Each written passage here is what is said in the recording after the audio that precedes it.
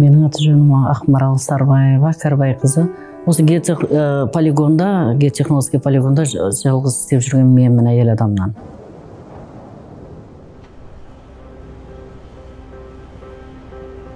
Жамбылдың жеңіл өнеркәсіп институтында оқыдым. 3-ші курста біз практикаға барғанбыз, өндірісте. Сол кезде көрдім мен өндірісті.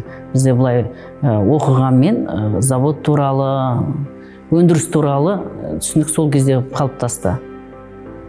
Институтты бітіргесін Қарағандыдағы Ульянов қазіргі Бұқар Жырау ауданында терилейтін заводта істедім.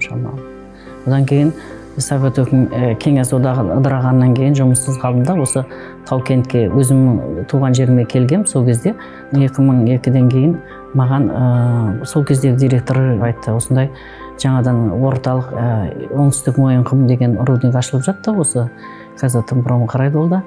Соған барасың ба, полигонға неғып кетесің, үйреніп кетесің деп ойлаймын деп. Сосын жарайды, онда көрейін дедім.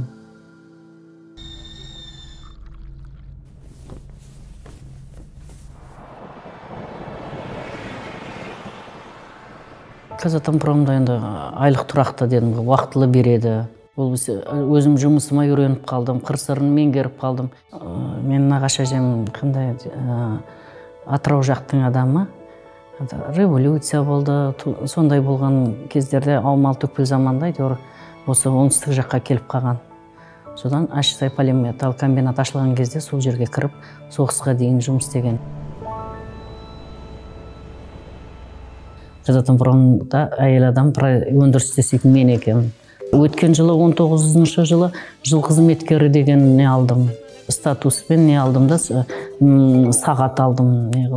Үлкен Шымкентте концерт берді. Казатомпромның саласында істейтіндер келді. Емін-еркін отырдық, әңгімелестік. Басшылар мен бастық екен деген жоқ, көңілді болды ол кез. Біздің жұмыста енді адам шешімді болу керек деп ойлаймын. Шешімді болу керек, сосын қоршаған өзіңнің бірге істейтін адамдармен тіл табыса білу. Әр адам өзінің жұмысына жауапкершілікпен қараса, ол әйелдің жұмысы, ер кісілердің жұмысы деген жұмыс жоқ сияқты меніңше.